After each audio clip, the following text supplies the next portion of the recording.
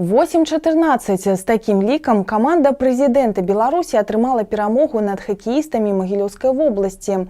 Другі матч 12-х рэспубліканскіх спаборніцтваў па хакеі з шайбай сярод аматарскіх каманд прайшоў на лядовай арэне. У гэты дзень на лёд выйшаў сам кіраўнік дзяржавы Александр Лукашенко з сынам Мікалаем. Ужо ў пачатку гульні вызначыліся відавочныя лідары. Каманда прэзідэнта, 9-разовы чэмпіён гэтага турніру. Першая шайба апынулася ў варотах магіляўчан на 9-й хвіліне. Гол забіў Мікалай Лукашенко. Першы перыяд скончыўся з лікам 0-4 на карысць каманды прэзідэнта. Каманда Магілёва ж вызначылася ў другім, закінуўшы ў вароты суперніка 3 шайбы. У матчы супраць дзеючых чэмпіёнаў вызначыўся Сергей Маторын. Ён закінуў 3 шайбы і стаў лепшым гульцом матчу ў складзе магілёўскай каманды.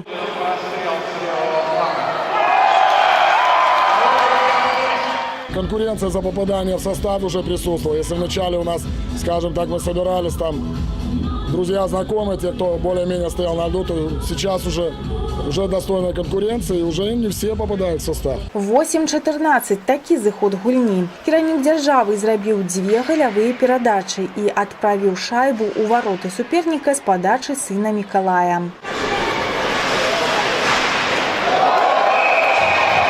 На рахунку Мікалая Лукашенка 3 закінутыя шайбы і тытулу лепшага гульца матчу ў складзе каманды прэзідэнта. Нягледзячы на аматарскі статус турніру, у гэтым сезоне арганізатары чакаюць небывалай канкурэнцыі на лёдзе. Зборныя абласцей умацаваліся вядомымі гульцамі. Уровень команд заметно подрос, и все сложнее и сложнее становится бороться с соперниками. Но это лишь подстегивает нас и способствует красивому, качественному, зрелищному хоккею. Формат турніру застаўся ранейшым. 6 каманд з усіх рэгіёнаў краіны і каманда прэзідэнта Беларусі, якая прадстаўляе Мінск, згуляюць у аднакругавым турніры. Пасля чаго чацвёрка наймацнейшых у канцы сакавіка пачне барацьбу ў паўфіналах, а пасля разыграе медалі.